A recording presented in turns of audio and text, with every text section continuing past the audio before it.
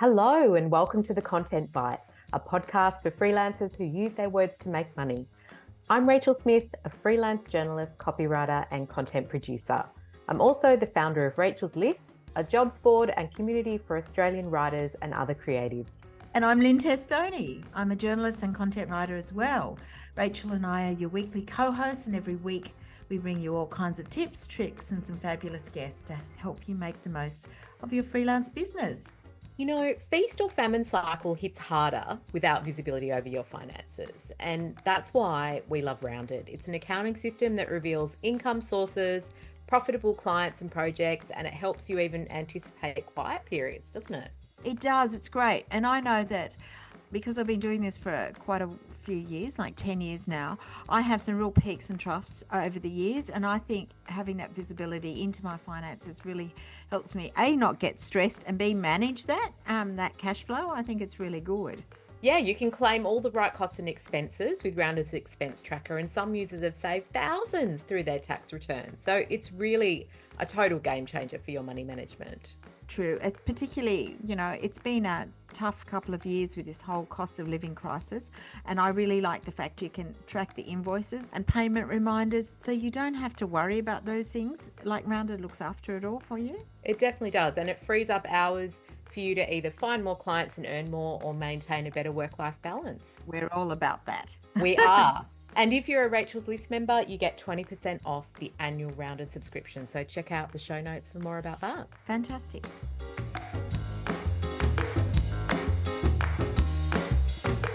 Hi, Rach. Hope you're well. Yeah, I am. Oh, good. This week we're tackling a different topic that I find really fascinating. It's about being creative within a regulated industry. So quite cool.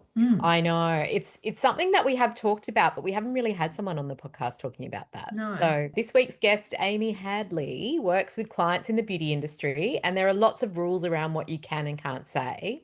So it brings another layer of skill to it, doesn't it? It definitely does. She sent a pitch in, which is fantastic. So if anyone else wants to do that, we always love them.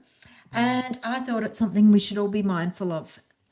So shall I tell you about Amy before we get her in the hot seat? Yes, please. So Amy Hadley is a beauty copywriter and journalist with a love of the industry that covers everything from AHAs to zinc oxide. Do love an AHA myself. After nearly a decade of experience in writing and communication roles, she created Hadley Co. in 2021 to offer copywriting services exclusively for beauty brands and businesses. Supporting her professional writing experience, she's attained 2 beauty industry qualifications, which we're going to ask her about, a certification in cosmetic labels and claims by IPCS, and an undergraduate certificate in dermal interventions from ACHW. As someone contributing to the beauty industry, she encourages her clients to use words creatively, sincerely, and responsibly. Love that. Welcome, Amy. Hello. Thank you so much for having me. I'm so excited to chat to you both. Welcome. I just want to say I'm just going to preface this by saying I have no idea what an AHA is. Lynn obviously does. And also, do you have a massive cosmetics cupboard? You know, like the ones they used to have at magazines, and you would Yes, it's not quite that intense. I'm quite selective with what I like to use. But that said, I actually did a bit of a clear out of my cupboard the other day, and it was quite intensive how much was in there, and I forgot what was there, and it was quite embarrassing. So I have to do a bit of a spring clean every now and then. Oh, you must be very popular with your mates.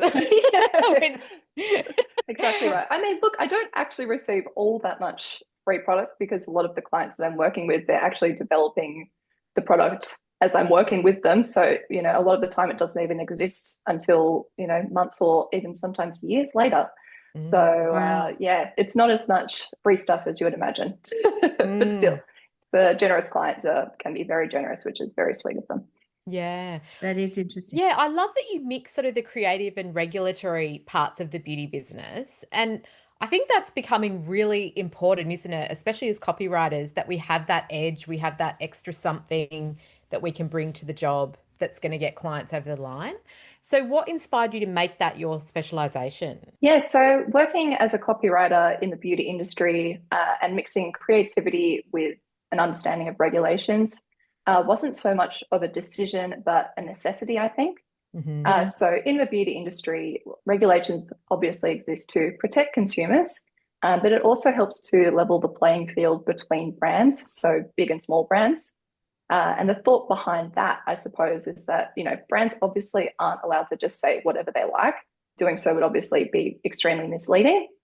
And then, so to prevent the cosmetics industry from eroding trust with its own consumers, regulations have to exist to help keep brands operating fairly and accountably. So this means that brands must be aware of what they're saying and how they're saying it.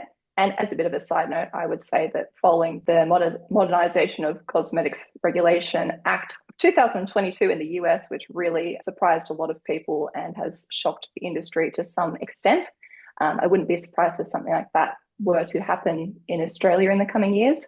So overall, it's something that brands in the cosmetics industry need to be very aware of, and anybody that's writing for that industry also needs to be aware of. So I think that, people who work in the beauty industry or who are engaged with it, they're more than welcome to have their own thoughts about things like ingredients and what they think is safe for themselves and what's appropriate for them.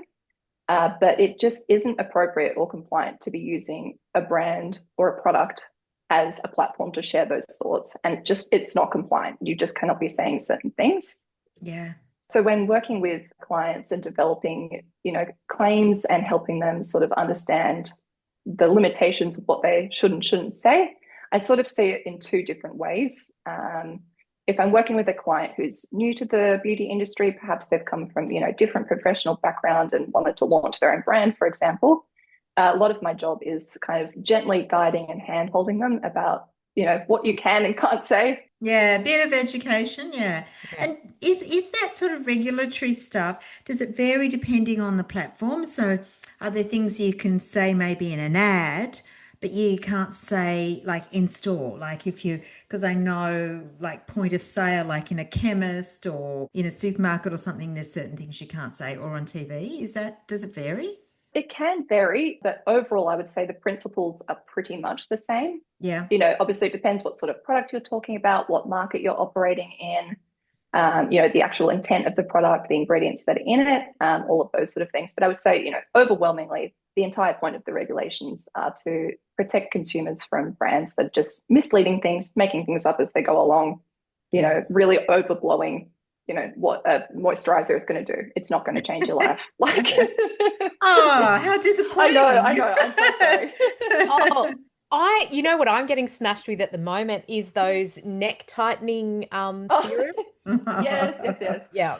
And Yeah, so many like reviews. Oh my God, this changed my life. And then they show the before and after and it's a totally different person and all that. Look, if you believe it'll change your life, then maybe it will. But at the end of the day, all of these things are, moisturizers, cleansers, mascaras. There's a limitation to what they can actually achieve. Yeah. Has this been your focus of beauty and stuff, or has it changed over the years? So my focus has pretty much always been within the beauty industry. So, when I actually first started Hadley Co., which is the beauty copywriting service that I have, I always knew that I wanted to be a copywriter who's very respectful of cosmetics regulations. I wouldn't say that's my main selling point to clients because obviously there's a lot of other elements involved in the work too. But I do think it is something that has helped me attract like-minded clients. And by that, I sort of mean clients who are willing to listen and learn, and they actually want to contribute to the industry in a really constructive way. So, I think for me and for, my interest in the beauty industry and all of that, it comes from a background of like media and communications roles that had a focus on beauty. But then as I sort of branched out and decided, yes, I want to freelance and do this on my own, I really, really was certain that I needed to find a bit of a point of difference. And I think being very attentive and careful about regulations is something that makes me stand out. Like, there are so many talented writers out there who would just have no trouble creating like the most beautiful, stunning product story or describing benefits in a really creative way. But I just figured out quite early on in my freelancing career that, by paying a bit more attention to the parts of the industry that are not so exciting and so glamorous, it's going to attract people who are a bit more like-minded and who are particular about those sort of important things. So, that's sort of how I've approached that. How do regulations play into opinion pieces about beauty? Like if you were to write your own or knowing the regulations as you do, or do you see opinion pieces and think, oh my God, that's so problematic? How does that work? It's a tricky one, isn't it? Because so at the end of the day, the person who is like responsible for a brand is the brand itself. They're the regulators see them as the person who's responsible for any material that they put out. So if it's a press release going to a journalist, for example, they're responsible for the information that's in that, and they're obviously responsible for anything that's facing consumers. Then when it comes to the media's input, I don't think it's not quite as regulated because they're not the ones that they're not going to get in trouble for saying their opinion. But that said, I do think that brands do have a bit of a responsibility to be giving journalists, correct information based on what their standards are for like their regulations within their brand. And, it's all well and good for a journalist to say whatever they would like to about a product or a brand themselves. But yeah, I really do think at the end of the day, it's the brand's responsibility to use the same level of discretion when they're sending information to journalists as well. Mm. Tell us a bit about the qualifications you have that cover the regulatory parts of the business. I mean, how did you complete those? Was it very onerous, and has it made a difference to you picking up clients? Yeah. Okay. So to be super, super clear, I don't have any kind of, legal background. I don't have any, first-hand experience working in a regulatory role. So to a degree, it's a little bit of self-teaching. So as I touched on before I started Hadley Co, I was working in media and communications roles with a focus on beauty. So a lot of that, taught me what is permissible to say and what is not, and sort of gently guided me to, find ways to be a bit more creative in some areas when you would really like to say one thing and you're not allowed to. So, I had that sort of writing background. And, also I think as a bit of a side note too, I think, it was very important to launch a copywriting service that does have the professional sort of background where I have learned, the confidence to explain my ideas to a client, or, to take on feedback with some grace, even when you don't necessarily agree with it. Yeah. We've all Those are all been there. important. Yeah, Yes. exactly. And it's, those are critical skills that I think not everybody has. Corporate life teaches you those sort of things. It Sometimes sure does. forget It sure that. does. Yeah, 100%. So it gives you a bit of a thicker skin, which I think without that, I would have probably just melted and crumbled if I was freelancing on my own, having not had those experiences. So then, yeah, obviously having had a bit of a background working in the beauty industry sort of adjacently, when I first launched Hadley Co, I was doing a lot of deep diving into the Therapeutic Goods Administration website and, other regulatory experts online, which was very like a good foundational sort of knowledge. You can find a lot of information on your own, but I think it's important to think very critically about how it fits into a particular project or a product that you're working on. So, I came to a point where I was like, I think I've kind of self-taught all that I can, but I need to go a little bit further with this. So I later decided to formalize my knowledge by studying cosmetic labels and claims through the Institute of Personal Care Science. So I did this online, and it was a really, really great choice to gain an industry relevant qualification, basically. Yep. And also helped me to find some clarity in areas that I was less sure about. Like there are a lot of nuances to cosmetics regulations, and it's just without having like feedback or somebody to talk to about that, or people to bounce ideas off who are actually very knowledgeable, it's nearly impossible to find the answers you're looking for on your own, I think. Yeah. So I see this sort of certification as it is a point of difference from other writers, particularly in the beauty industry. I suspect that it gives potential clients a level of assurance that they mightn't otherwise have. At the end of the day, I'm not a regulatory expert, but I think that this kind of detail shows that I'm dedicated to the industry that I work in, and that I am being very deliberate when I suggest certain ways to phrase things. Yeah. It's interesting. So are these sort of expectations that you establish with clients about them? Because it sounds like depending on where the client is in their journey, like if they're a startup or something, they may not be as aware, whereas obviously a bigger you said you worked for a big corporate. So a big corporate, like I've certainly done, like every journalist, magazine journalist, done lots of stuff with L'Oreal, which is probably the biggest beauty company in the world. And they used to be very particular about what you could say and what you couldn't. But some of the smaller ones and beauty startups are everywhere. Yeah, I mean, you make a fantastic point there. It's interesting because in my experience, big brands can care a lot about regulations, small brands can care a lot about regulations, big brands can care a little bit less, and small brands can care a little bit less. It's all a bit all over the shop.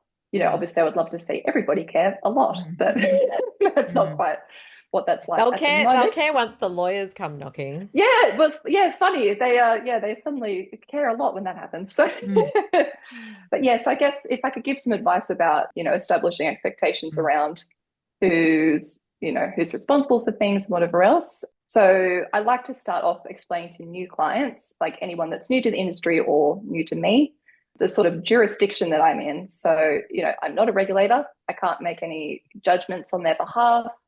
I can offer my best guidance about how to navigate, these regulations and how to come up with copy that's low risk yet still quite competitive in the market. So I like to make it, extraordinarily clear from the outset. I'm not a regulator at the end of the day. So that's just not something I can really speak to very clearly for them. I also think it's essential for my peace of mind, and I think anybody that works in a regulated industry would agree that my work comes with just no guarantees.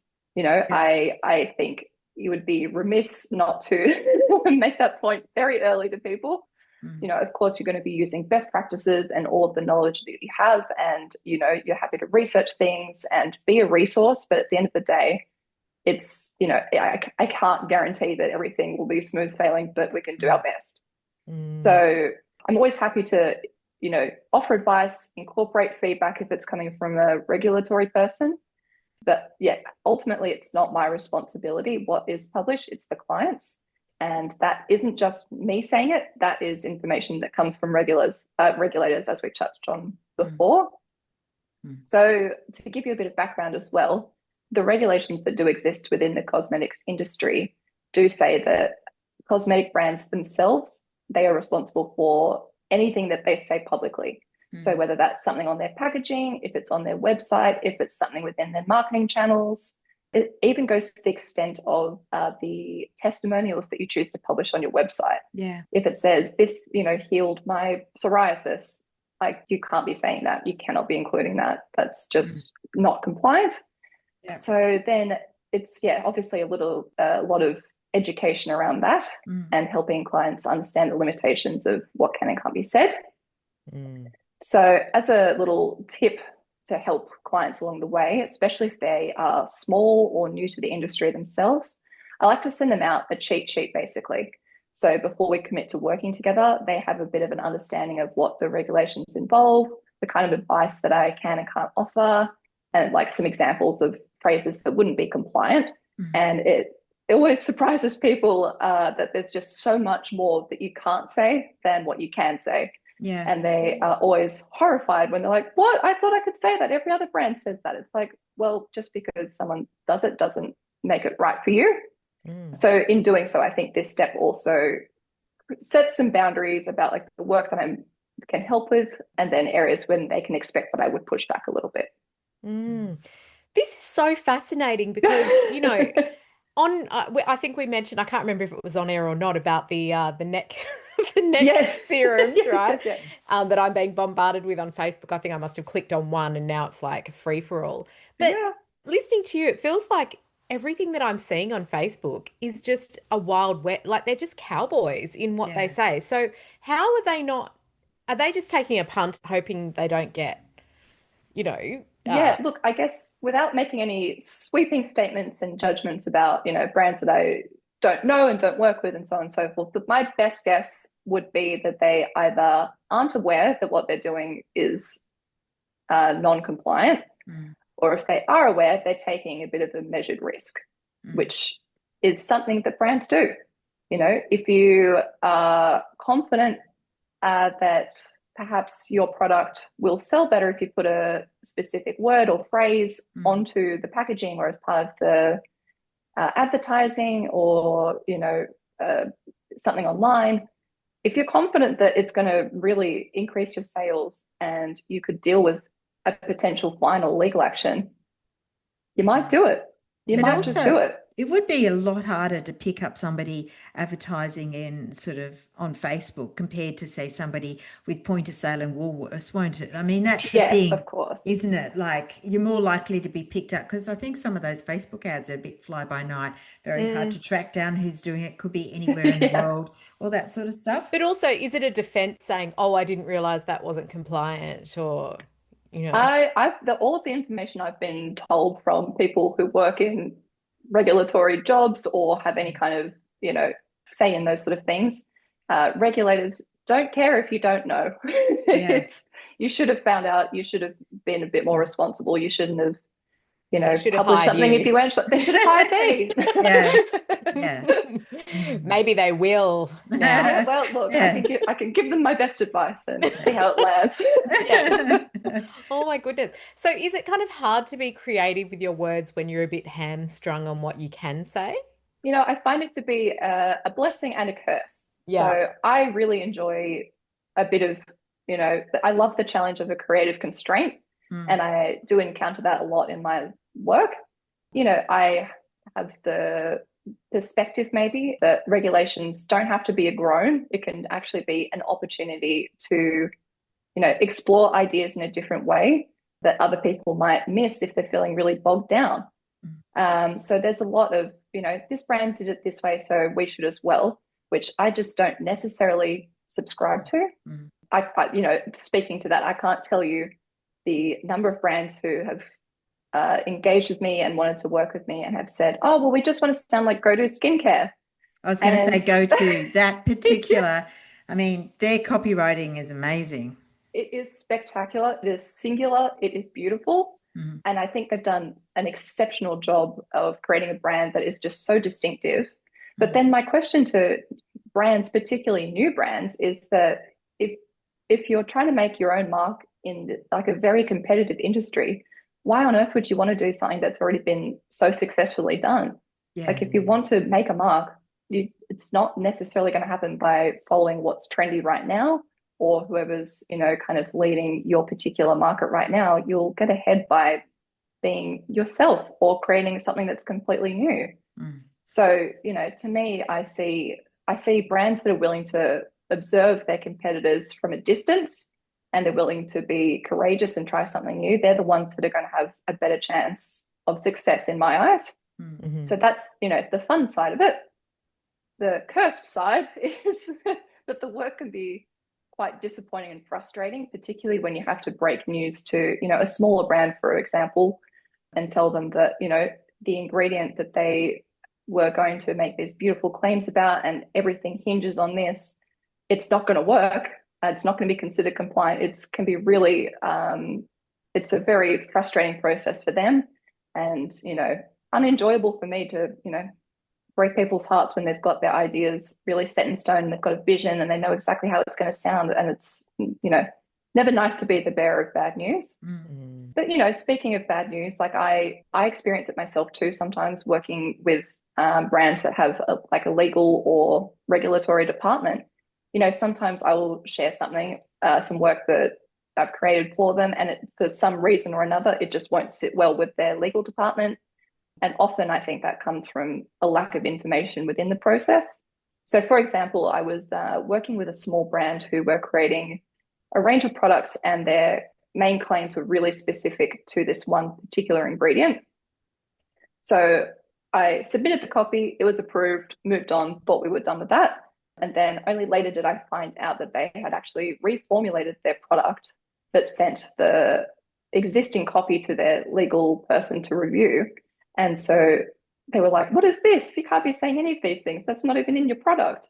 And so obviously, it eventually came back to me that the ingredient was removed from the product. We can't say this anymore. And now we're in a flap. So, there are times like that where there's just miscommunications or not all of the information has been presented in a timely manner. And it just creates, obviously a whole host of problems. But, that's part of the job and that's part of the challenge. Yeah.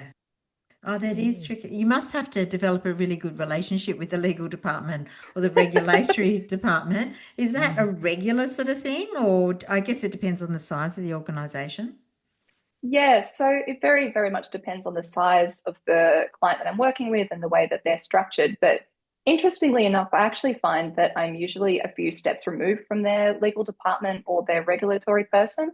I often find that it's their product developer or their marketing person who's actually the go-between and relays information to me, which again, I think is sometimes why things, obviously get lost in the process when there are too many people Mm, delivering series of information back and forth. mm, So, for me, that's a kind of standard way of operating. I don't think it's the most efficient way to work, but it is the way that yeah. it tends to be. In a dream world, I'd be working directly with product, marketing, and legal all at the same time to reduce the back and forthing. But I also can recognize that as a freelancer fitting into an existing business with their own processes, it's very rare that I can successfully introduce my own protocols and best practices into another person's business. Yeah. Yeah. So there's that. And I also think, as I was reflecting on, some points I wanted to make for this episode, it's just that I don't see a whole lot of proactiveness when it comes to thinking about copywriting, particularly for cosmetics. Yeah. I think it should be considered at every stage of the development process. I actually have one client who does this exceptionally well. They integrate me at different parts of the process, including the very beginning when they haven't even finalized the formula yet. Mm, And I find that process works very nicely. However, most of the time, I think it is just a bit of an afterthought.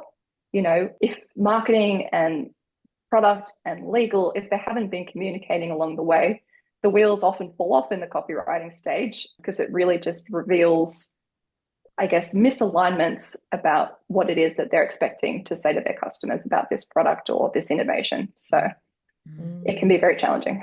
mhm. Mm. I imagine like one of the biggest challenges is you've got all this scientific information, but then you also just want to bring that emotive language in and make it more consumer friendly. How do you balance the two? And is that one of the biggest challenges you face? Yeah, it is definitely quite a challenge. I think when clients are at the copywriting stage, the enthusiasm and the level of enthusiasm can really be quite varying. If it's a new product and it's a small brand, they're going to be so excited about every possibility. What could we possibly say?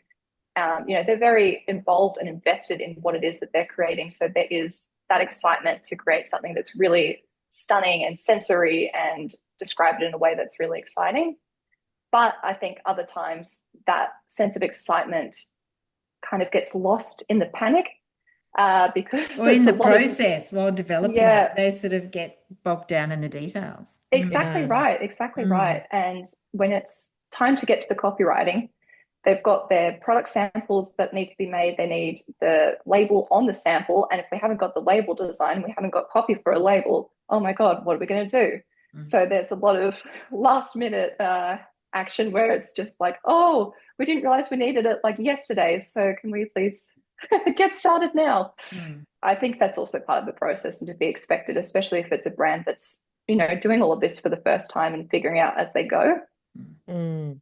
But I also think thinking about creativity and ways to get teams excited about copywriting, it can really be a huge pain point for brands, and particularly if it's say a brand manager for a big brand.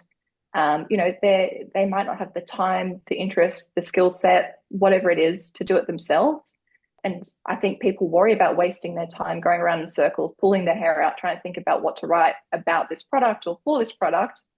I think there is a bit of a sense of panic and overwhelm when it comes to coming up with something exciting to say and not just slapping words on a product and hoping for the best. yeah.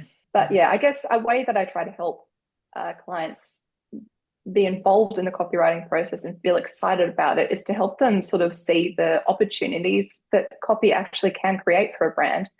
For example, if you come up with a really exciting and distinctive product name, it could be the inspiration for a huge product launch campaign if it's done right. Mm, Or is there a way that you can present your key ingredients in a new and a different way? Could you use a bit more of a narrative structure, or could you play around with, different words? I think, copy for cosmetics at least can really touch on so many different areas of a business, and it can be the foundation of really exciting work if you give it the time and the space to let it be so. Yeah. Mm. So Mm. interesting. You create copy for some of the more prosaic parts of the business, like packaging, point of sale. How does that work? And is that still exciting? I mean, that's probably the more pedestrian parts of it, but is that fun? It's so fun. When you're not dotting your I's and crossing your T's, this is the fun bit. It's the expression and experimentation. And I think these sort of things are the reason why people love working in beauty. I really do enjoy this part of the work, particularly when a client has a really great sense of how they want to sound, or at least even an interest in trying something new. That brings me just so much joy, because I'm like, yes, we can Yeah. try something. We don't just have to say it's going to brighten your complexion and like boost your glow. It's like, yes, let's do something else. I Oh, love that. fun. Yeah. It seems like is this really different from, say, beauty journalism compared to what, like, do you ever look at that journey and go, wow, what I used to do, when I was Yeah. writing about products compared to now? Yeah. Yeah, I mean it's very different. I was involved with like a few like beauty stories along the way, and then I was working in-house for a few brands. So I didn't really have the like beauty editor experience, so to speak. But Mhm. it was something that I had always envisioned for myself, I suppose, that sort of role where I have some level of, knowledge and authority to, explain the benefits of something to somebody. So then as I was sort of tiring of the work that I was doing and thinking about what my future could be, if because beauty editor roles, they're few and far between. There's probably what, like 5 in the country, and I'm Mm. sure the people that are in those roles love it, and they're not intending to leave anytime soon, which is fair enough. Yeah. So I kind of thought, well, how can I wasn't knowingly thinking this, but looking back now, I was kind of finding ways I could mimic that role and that experience myself. Mm. So I thought, what are the things that I love the most? It's the writing, it's the problem solving, it's the business side. And so, yeah, that's sort of what led me to create the career of my dreams, really. Mm. Yeah. It kind of didn't really exist so much. The beauty industry in Australia is quite small, especially compared to, like the US, for example. So, Mm. as I was looking for beauty copywriter jobs, it's like, well, there kind of really aren't any that's Mm. Mm. integrated into marketing, or it's integrated into, different roles altogether. Mm. So, I just thought, what do I love doing? I love writing. I love helping, brands express themselves. And so why can't I just do that myself? And so I I did. mean, yeah, I mean, you're sort of in a totally different, I mean, if you're helping brands bring products to market from woe to go, that's a completely different way of doing beauty writing, I suppose. Yeah, Yeah. exactly, exactly. But yeah, I mean, it's still similar in insofar as personally, it fulfills me enough, and I'm happy to be, contributing to the beauty industry in any way, shape, or form, because I just love it.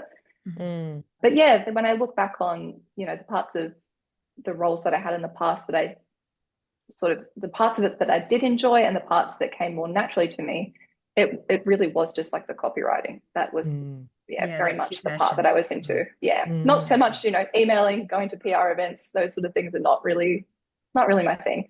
Yeah. Apart from the goodie bags. Well, of course, yeah. See, I've never wanted to be a beauty editor. I've met enough, and those Yeah. parties are so vacuous.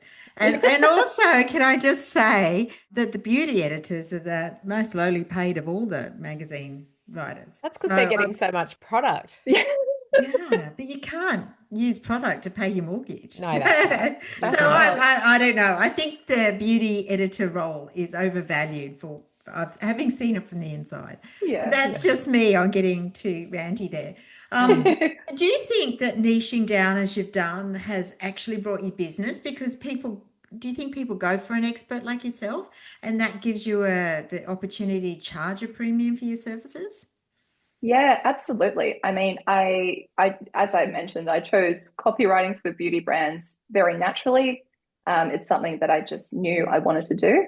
And since I did have a bit of a base background on how the industry works and what's involved, I can really spend so much less time figuring those things out and more time on actually producing work.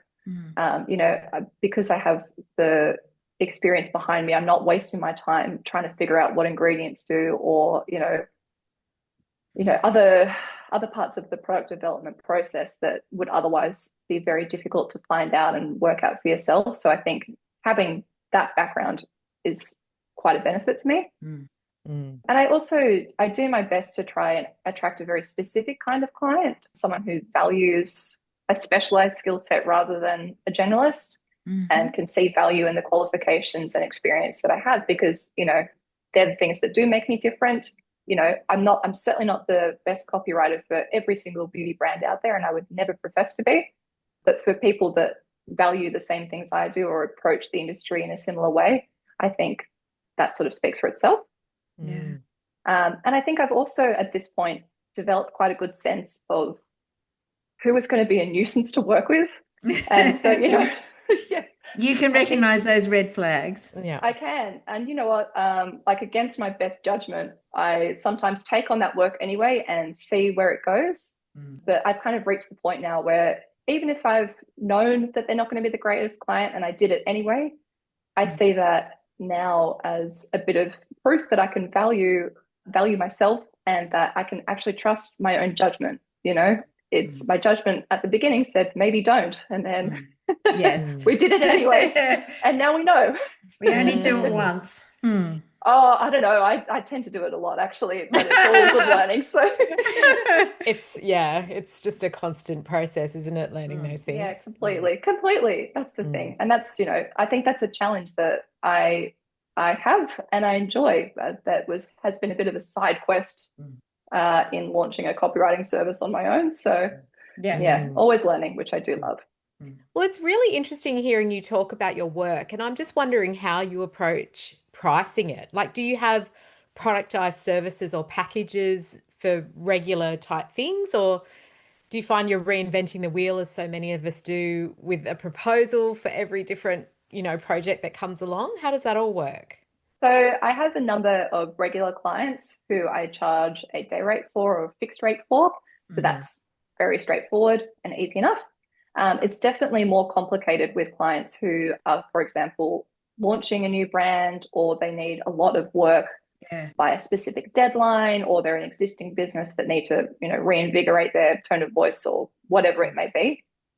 So in those cases, I'll tend to do a project rate.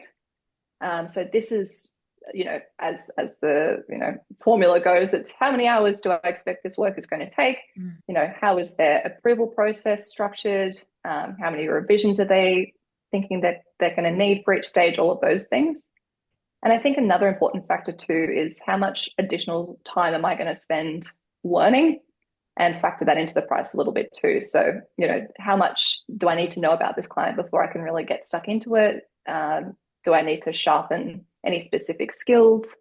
Do I need to do a lot of additional research about these ingredients that they're using, or this, project that they're taking on, or this new market they want to enter? Like, what else do I need to know to be able to actually fulfill the brief?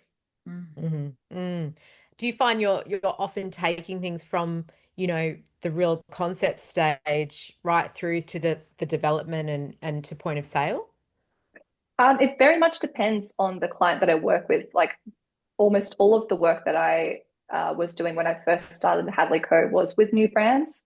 I don't know why, but that was just the type of client that I was obviously appealing to. So for them, usually it's quite a long, arduous process. Usually it'll start with something as simple as, like, we have our ingredient list. What do we do now? We need product packaging. What else do we need? All of those sort of steps along the way. So I really love being involved in those sort of projects.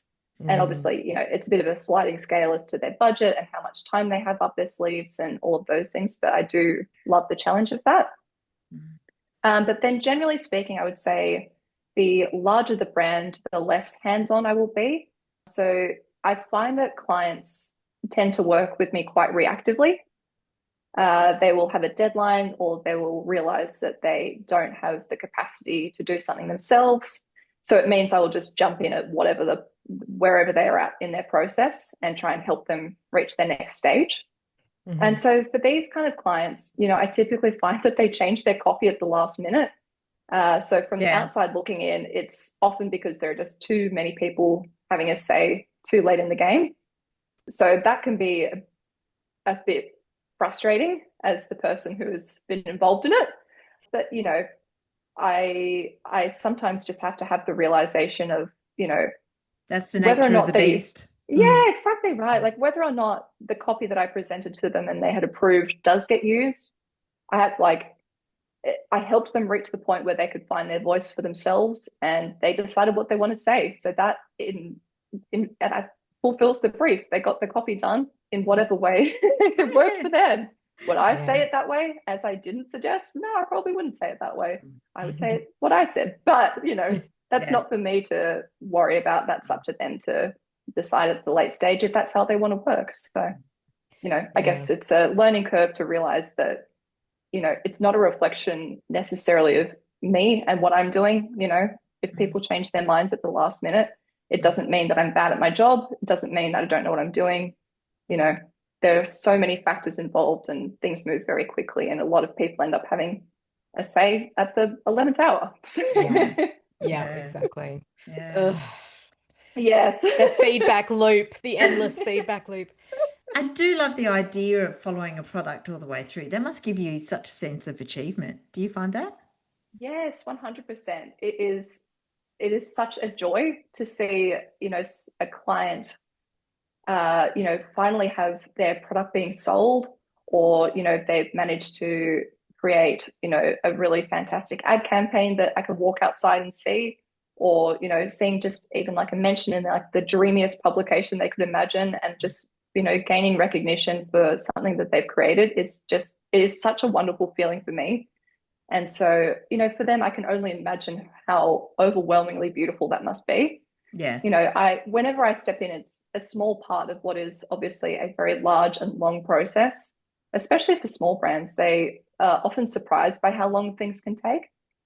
From concept to seeing a product on a shelf or having it actually be sold, it can take years. Like it usually takes no less than 2 years, I would imagine, at this stage, with all of the, slow moving shipments and things getting delayed and so on and so forth. So, much like the advice of renovating a house, it's usually double the time you think and double the budget. So Yeah. yes. So I think when they finally do reach that stage, it's just delightful, absolutely delightful.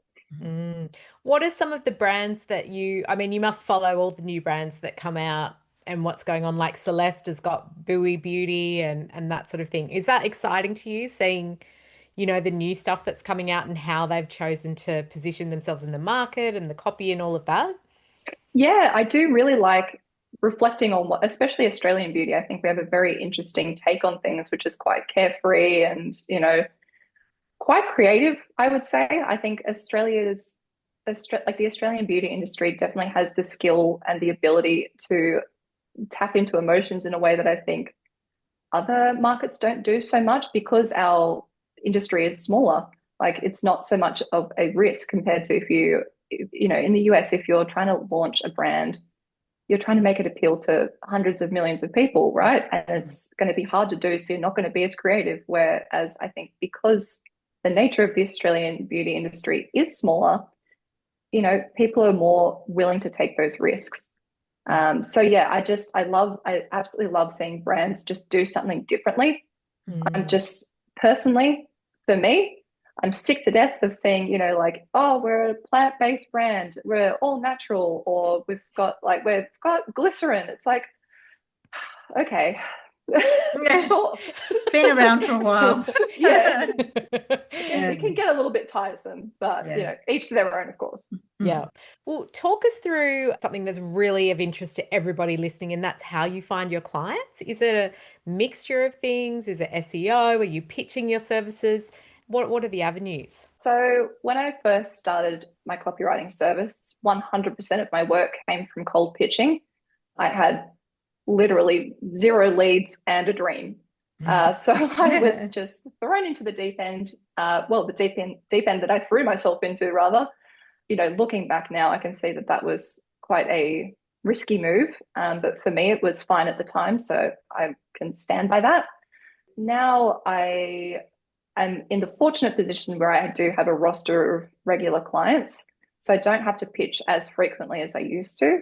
However, it is a skill that I try to maintain and put to use because you just never know. You can have a fantastic relationship with a client, and something changes, like the budget is cut, or they are no longer selling in this market, or it could be any number of reasons, personal to me or otherwise. So I think, yeah, maintaining the skill of pitching has for me been the most important method of reaching out to clients.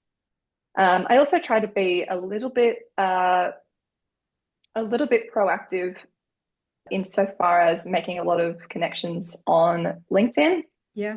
What I do with it is not much. I'm very not good with keeping up with LinkedIn and social media and that sort of thing. But if I see, for example, that somebody in the beauty industry has changed jobs and has started a new role, that might be the chance to reach out to them and just say, hi, hope you're having a great time in your new role. Is there anything I can help you out with? If not, I just hope you enjoy it. I can't wait to see what you do, those sort of things. So there's not really I don't really have a method to my madness and a fantastic formula to share with everybody. I think it's probably not the recommended way of doing things and marketing myself. It's just very, very reactive, but it works for me. I'm just not a person that has the ability to really stick to a very militant marketing deadline. It's just not for me. Yeah. Well, I think it sounds like it's working for you. Yeah. Yeah, for sure. It's It's slowly okay. paying off. Yeah, exactly. I mean, there have no- been so many times where, work has been very slow and I just think, oh my God, like what have I done? Or what am I not doing? This is so frustrating. And I've just had to very much believe that if I wait long enough, things will gain momentum, things will grow slowly. And that is what has happened and what I think continues to happen. And also, I guess for me, being in a very niche role and having a very specialized set of skills, I don't really have the option of just saying, oh, I'll just go get a job then, just a full-time job. It's like, well, I could probably get a role if I worked very hard and spend a lot of time applying for different, vacancies and whatever else, but it's probably not going to be something that I like that much compared to this. So, if I just stick with it through brute force, that's the best I can do sometimes. Just And the hang out and wait. fingernails. Yeah, pretty much. Time has proven that, dry patches don't last forever. Yeah. And things do pick up as long as you're sort of open to, trying to find opportunities as best as you can with the resources you have. I really truly started Hadley Co. with like quite literally no clients, no leads, nothing. Obviously I have a lot of people behind me that have supported me, like family and friends, and friends from past roles who were very encouraging and obviously wish me all the best, but no one was getting me into meetings with anybody. I was doing it. So a lot of perseverance for quite a long time, I would say. Yeah. Good for you. So what does a typical week look like for you? So at the moment, my weeks are quite structured. So the majority of my work is spent with regular clients. I typically have 3 to 4 days that are set, and then 1 to 2 days a week that are more project focused or, ad hoc sort of tasks that come through.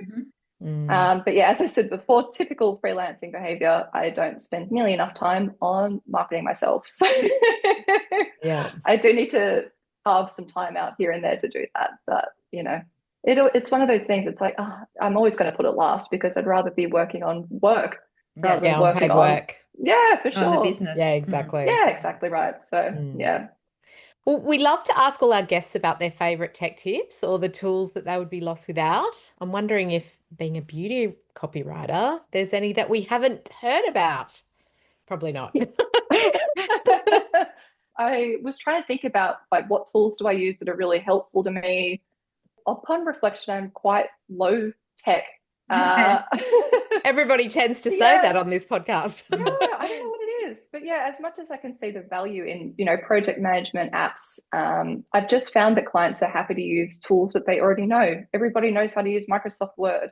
Everybody knows Google Sheets and so on. So, I've never had somebody bemoan the fact that I've sent them their copy in a PDF as opposed to ClickUp. It's I don't think those tools are necessarily right for me and the sort of work that I do. And I can understand and empathize with clients that don't really want to go through a long onboarding process and get a new login for something and all of that. It's like, no, who cares? Let's just get the work done. Yeah, that's a good policy. Yeah. So then thinking about a tool that I do use, I wouldn't really say it's tech per se, but I do spend a lot of time sleuthing on Reddit. So I think it is such an underrated tool. I think because it has a bit of a stigma around it of just being like a weird place on the internet with a lot of dark holes. But I would say it can be very good for getting a bit of a gauge on what the general public think about some topics, provided that you're in the right area. So, for example, there's a subreddit that I absolutely love called Skincare Addiction. So I spend a lot of time in there trying to work out what people are saying about products and how they're experiencing it and what their pain points are and the way that people even talk about things. It's so funny. I working in the beauty industry, you hear a lot of phrases over and over again. And then as consumers and their understanding of beauty has matured, they've really kind of caught up with industry jargon. And it makes me laugh so much whenever I see some person commenting on Reddit about their moisturizer being cosmetically elegant. I'm like, where are you getting that from? But it's so funny. People now know these phrases, and they're like, the way that a lot of people communicate about products is really elevated.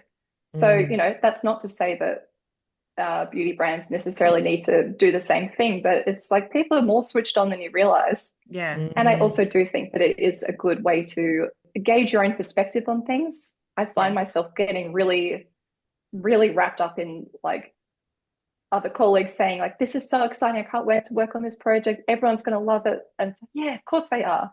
But then you have to also think is it actually going to make sense to somebody if you've got this I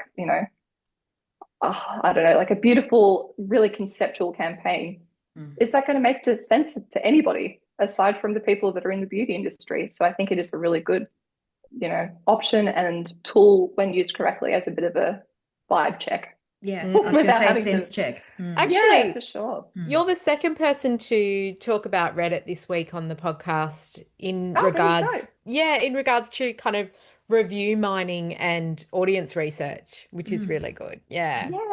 I think it can be really, really helpful, honestly. And I think it's a really interesting way of finding out what people are thinking about topics without having to go onto traditional social media platforms.